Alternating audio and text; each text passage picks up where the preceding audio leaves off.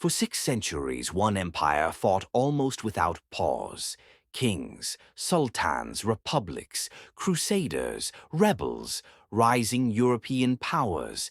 They conquered territory, they lost it, they rebuilt borders, they survived disasters that would have ended most states.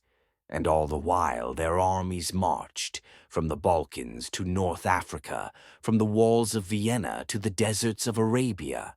What makes this unusual isn't the warfare, it's the fact that they didn't go bankrupt doing it. The Ottoman Empire didn't just fight wars, it figured out how to pay for them again and again without collapsing under the weight of its own military. Welcome to Economist Historian, where money, power, and history meet, and where nothing is ever as simple as it looks. The Ottoman state lasted from roughly 1299 to 1922, longer than Rome, longer than Britain, longer than most empires we usually point to as great. But longevity isn't the real puzzle.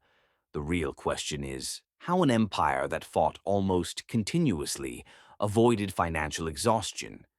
In popular history, empires fall because they lose battles.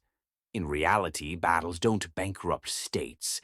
Budgets do, logistics do, bad systems do.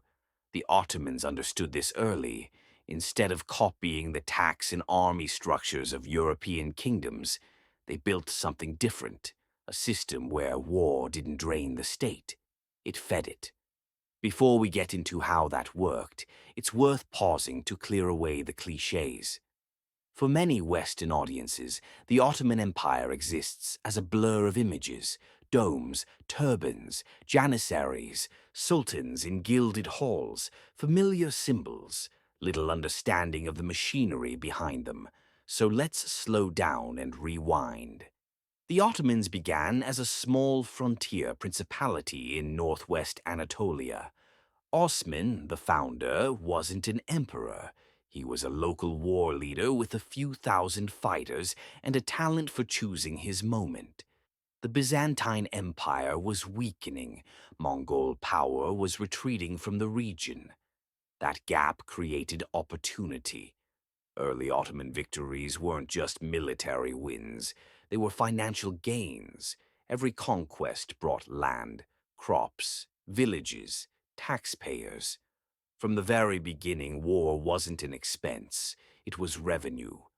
By the time the Ottomans captured Bursa in 1326 and crossed into Europe a few decades later, they had outgrown their frontier origins. They now controlled the crossroads between Europe and Asia.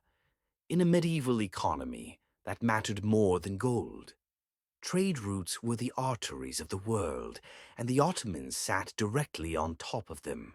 Merchants moving between Venice and Persia, between Cairo and Budapest, between Baghdad and Istanbul. They all passed through Ottoman territory, and every movement meant tolls, duties, and taxes. War requires food, metal, and men. The Ottomans didn't necessarily have more of these than their rivals. What they had was steady cash flow. But revenue alone doesn't explain 6 centuries of warfare. Plenty of wealthy states still collapsed under military costs. What made the Ottomans different was design. They built a system that turned the army itself into a financial instrument. This is where we arrive at one of the most misunderstood institutions in Ottoman history, the Taimar system. Think about the most expensive part of any military, payroll. Modern states spend enormous sums paying soldiers, maintaining pensions, supplying equipment, feeding armies during peacetime. The Ottomans avoided much of that by refusing to pay most soldiers in cash. Instead, they paid them in rights. A Timar was essentially a tax district.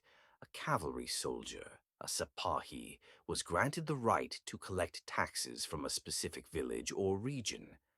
In return, he equipped himself, maintained his horse, showed up for war fully armed and ready. No salary, no standing paycheck.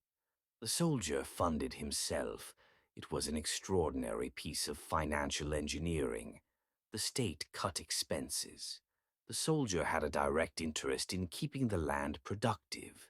Peasants dealt with a local authority who depended on stability, and the empire gained a large mobile cavalry force without draining the treasury. It wasn't without risk. Giving soldiers tax rights can turn ugly. But in the 14th and 15th centuries it worked remarkably well. Ottoman warfare was cheap. European kings relied on mercenaries or heavily armored nobles who demanded cash. When the money ran out, loyalty evaporated. The Ottomans didn't face that problem. The system ran whether there was war or peace. War didn't break the budget. It activated it. But cavalry wasn't enough. The empire also needed disciplined infantry. That brings us to the second pillar of Ottoman military finance, the Janissaries. They're famous and often misunderstood. They were professional soldiers, trained from youth, organized, drilled, loyal to the state, not to families, regions, or clans. In medieval terms, they were something rare, a standing eye